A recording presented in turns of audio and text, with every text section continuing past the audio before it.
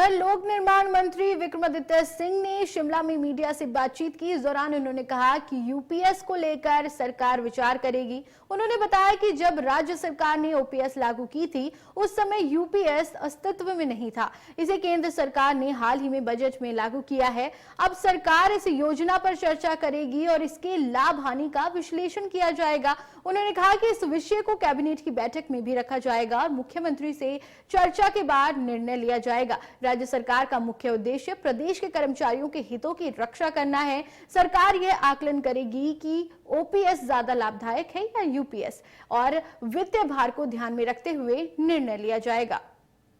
इस पे हम डिस्कस करेंगे, क्योंकि हमने जब ओपीएस को लागू किया था उस समय तो यूपीएस नहीं था, ये बाद में लागू किया गया है और केंद्र सरकार द्वारा पिछले बजट में इसकी अनाउंसमेंट हुई है और उसके बाद इसको किया जा रहा है। तो इस परिप्रेक्ष्य में कैबिनेट मीटिंग में हम इसके बारे में डिस्कस करेंगे मुख्यमंत्री जी से, और क्या विचार इसमें बनता है, जिसमें हमने मेन एजेंडा है प्रदेश के कर्मचारियों के हित को साधना। तो उसमें क्या ज़्यादा बेनिफिशियल है, ओपीएस ज़्यादा बेनिफिशियल है या यूपीएस ज़्यादा बेनिफिशियल है, तो उस चीज़ के प्रोज एंड कॉन्स सब चीज़ के देखे जाएंगे और उसके परिप्रेक्ष्य में कैसे फिर इसको आने वाले समय में इम्प्लीमेंट करना है जिससे प्रदेश के कर्मचारियों का हित बरकरार रहे, उस दृष्टि से हम आगे बढ़ेंगे। और निश्चित तौर से जो इसके फाइनेंशियल इम्प्लीकेशंस है उसको भी स्टडी करने की आवश्यकता है, कितना बोझ उससे सरकार के ऊपर पड़ रहा है, किससे कम होता है,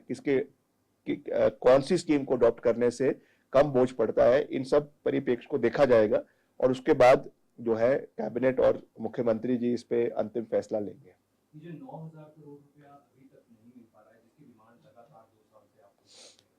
आपको है जो इस विषय को केंद्र सरकार से टेकअप करता है, तो आई एम श्योर उनका रेगुलर कॉरेस्पॉन्डेंस उनके साथ चल रहा है और मुख्यमंत्री जी इस विषय में काफी बारी सार्वजनिक रूप से भी बोल चुके हैं और पार्टी फोरम पे भी बोला है और कैबिनेट में भी इसके ऊपर चर्चा हुई है कि जो उनका पैसा 9,000 करोड़ रुपए वहां पे जमा है, जो उनका ही पैसा है, कर्मचारियों का पैसा है, जो उनको मिलना उनका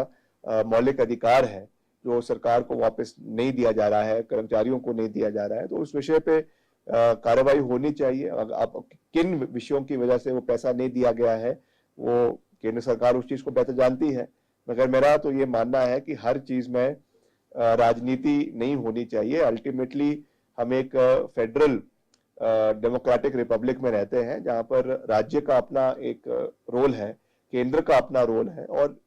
डिफरेंस ऑफ ओपिनियंस हो सकते हैं, अलग अलग पार्टी की सरकारें केंद्र और प्रदेश में हो सकती है, मगर कुछ ऐसे विषय होते हैं जो प्रदेश हित के विषय हैं, उसमें हमें एक कलेक्टिव रूप से आगे बढ़ने की आवश्यकता है। प्रदेश के विकास, होलिस्टिक डेवलपमेंट, चाहे वो टूरिज्म है, चाहे वो कैपिटल इंफ्रास्ट्रक्चर है, रोड इंफ्रास्ट्रक्चर है, हेल्थ केयर है, उसमें हिमाचल बिना केंद्र के सरकार के साथ सर्वाइव नहीं कर सकता है। ये एक जो है एक फैक्ट है। हिमाचल वैसे भी एक पहाड़ी राज्य है और यहाँ पर हर तरीके से केंद्र का सहयोग हिमाचल को, केंद्र का वर्धस्त हिमाचल को होना बहुत आवश्यक है। तो मैं तो यही निवेदन करना चाहूंगा कि हमें हर चीज में राजनीति ना हो, जो अधिकार हिमाचल का है, जो मसले हिमाचल के लगातार, चाहे वो भाजपा की सरकार के समय में, चाहे कांग्रेस के समय की सरकार में, जो हम दिल्ली से उठा रहे हैं, उनके लिए हिमाचल को पूर्ण सहयोग मिलना चाहिए, क्योंकि ये केवल हिमाचल सरकार की बात नहीं है, हिमाचल के 17 लाख लोगों की बात है, यहाँ के अर्थव्यवस्था को मजबूत करने की बात है, जिस दृष्टि से हिमाचल के साथ कोई भी भेदभाव केंद्र सरकार को नहीं करना चाहिए। नहीं।